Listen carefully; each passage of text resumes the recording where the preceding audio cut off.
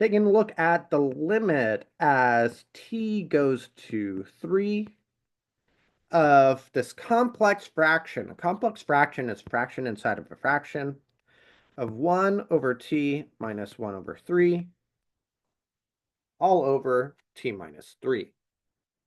And one strategy that I have for dealing with equations that look like this, or expressions that look like this,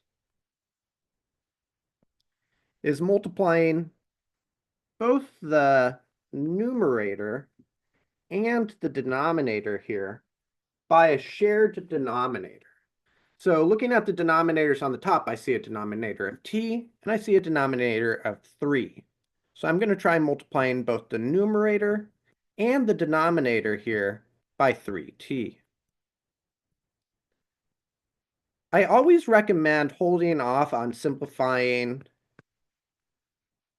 sort of the piece without the fractions, this t minus 3 times 3t, because our hope is that maybe we can cancel something out. So keeping it factored is really nice.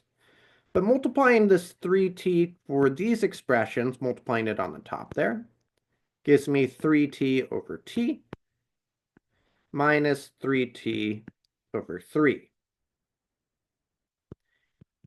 Got worse before it got better, but that's okay. Let's see what happens next. 3t over t, those t's are going to cancel. Boom, boom. That leaves me with a 3 minus, here I have the 3's cancel, 3 minus t.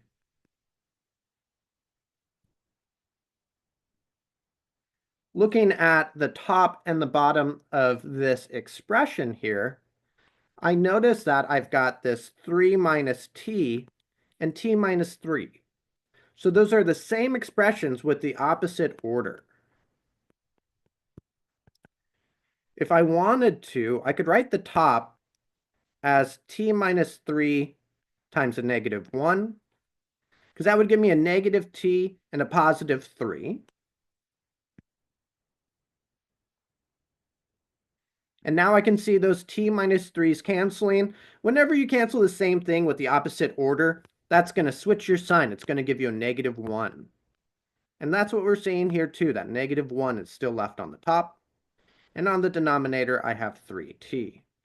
I started out with a pretty awful looking complex fraction, and I'm left with this fairly nice function that I can actually plug this 3 in directly.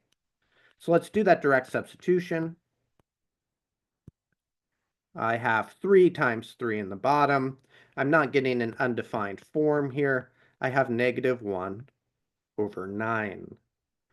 So again, a really nice strategy for dealing with these complex fractions is to look for a common denominator and then to multiply the numerator and the denominator of your larger function here by that common denominator so you can cancel some things out and end up with a much nicer factored form when we're done. So that's how we found this limit of this rational function. Let's look at some more examples together.